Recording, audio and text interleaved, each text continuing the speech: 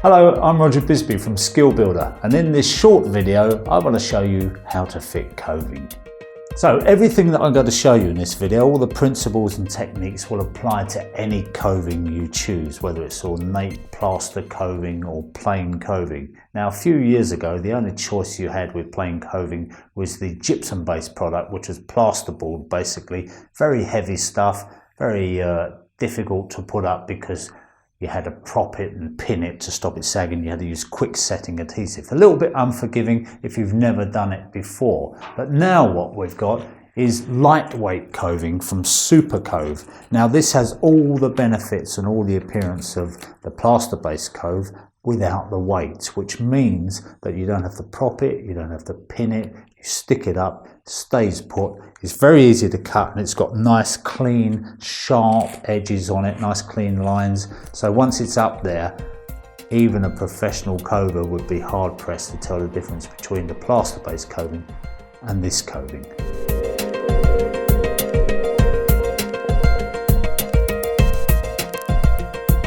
The bit that worries a lot of people about fitting coving is cutting the mitres.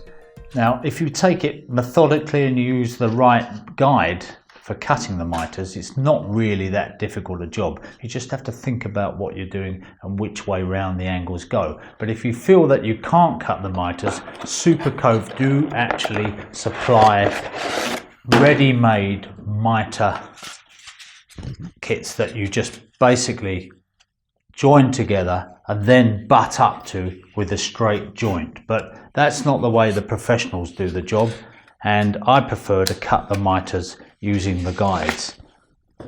Another Supercove product is this mitre cutting guide, which makes it quite easy. Now you can do this with a knife, and I'll show you how we're going to do it with a knife. But if you're going to do it with a knife, you're using a sharp blade very close to your fingers, so you obviously need a pair of stout gloves on to do that. So what we do is we take the mitre guide and we place it on our mark.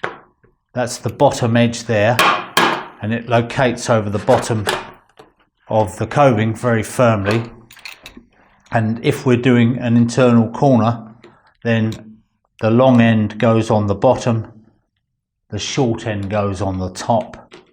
Slice down through the coving and make that cut. And that means that we don't have to do any sanding or anything like that. The coving is nice and sharp, and it does make a good cut. And then when we cut the mitre to go the other way, those two just join together perfectly easily like that. No sanding, just a little bit of adhesive on there to fill that tiny gap, and away you go. It's as simple as that. As I say, take care with a knife and you'll be okay.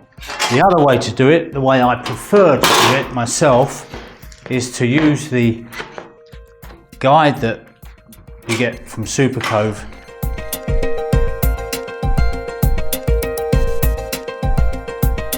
And again, that's a nice clean cut, just a little bit more ragged because it's a saw, but if you just rub it lightly with a piece of fine sandpaper, emery cloth, anything like that, you'll find that you get a nice sharp edge, and again the perfect mitre corner, as easy as that. If you want to use a mitre block, Supercove also have a mitre block. The important thing to remember here is they've got a stop inside here, so don't lay the piece of coving flat like that because you'll get the wrong angle. It's got to sit up on those internal stops there, and you can then cut your angle with the same fine tooth saw that I just used there.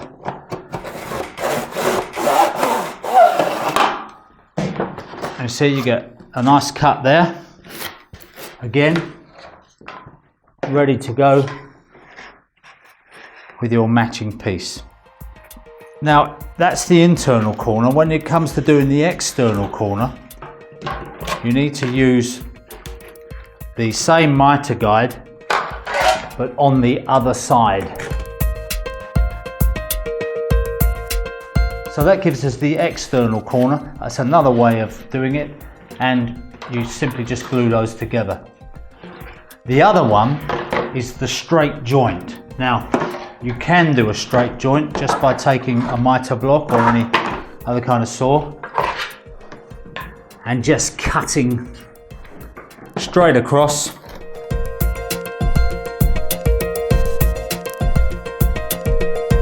And that is how a lot of people would do a straight joint. But I find it very difficult to hide that joint sufficiently well when you're butting them up. And the way that I prefer to do it, and a lot of people prefer to do it, is to simply put yourself a 45-degree cut on the coving. And then when you join them up on the wall, your two bits of coving, both with a 45-degree cut, you'll find that you get a nice flush straight joint that just runs across. So the reason that mitre joint makes a better joint than a straight joint is simply that when you put it together, you can line the edges up and you can just sand it very lightly down, put a bit of filler in there, and you'll find that it's difficult to see once it's up there. A little bit of paint, a little bit of filler, and it covers a multitude of sins. But the beauty of Supercove is that it's a finished product. It's white, it's crisp, and it's clean. And even if you didn't paint it, you'd have a good looking coving finished and ready to go.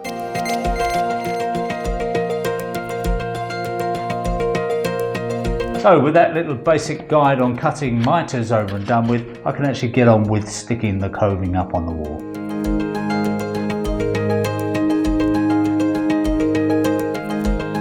So it's very important that when you're putting the coving up that you don't just sort of guess it and think, okay, that looks about central, because when you put the next piece to it around the corner, you'll find that it'll misalign and you won't get there. So what I do is I put a couple of marks on, make sure that we're equidistant. It's 80mm either way, and if I'm on those marks, I know that I'm going to be spot on. So the great thing is that when you're fitting Supercove, it's so lightweight that you don't need a huge amount of adhesive. People often snake it around all over the place, try and make it. All you actually need is a bead down either edge, and if you get that, you'll have positive contact all the way along, and that's a lot more adhesive than you actually need anyway.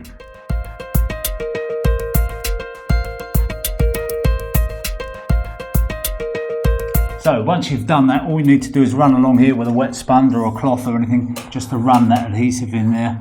And then if there's a gap, you can run a fresh bit of adhesive along there, just on the outside edge. Use the adhesive as a filler as well.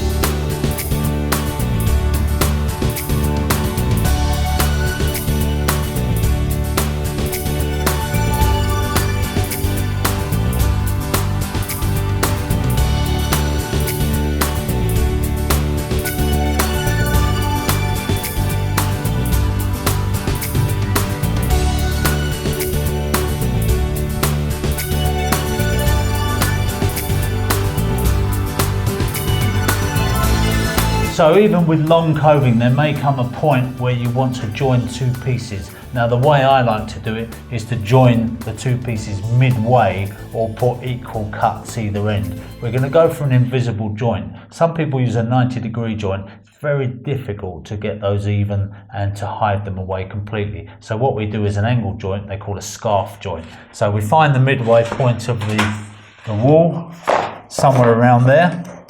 And the first bit we push into the corner, nice and tight into the corner, and mark it up. And that would be our first cut. Now, if we make our first cut, then we can bring the other bit in and check that it's absolutely precise. We don't need to measure and cut the two pieces in one go.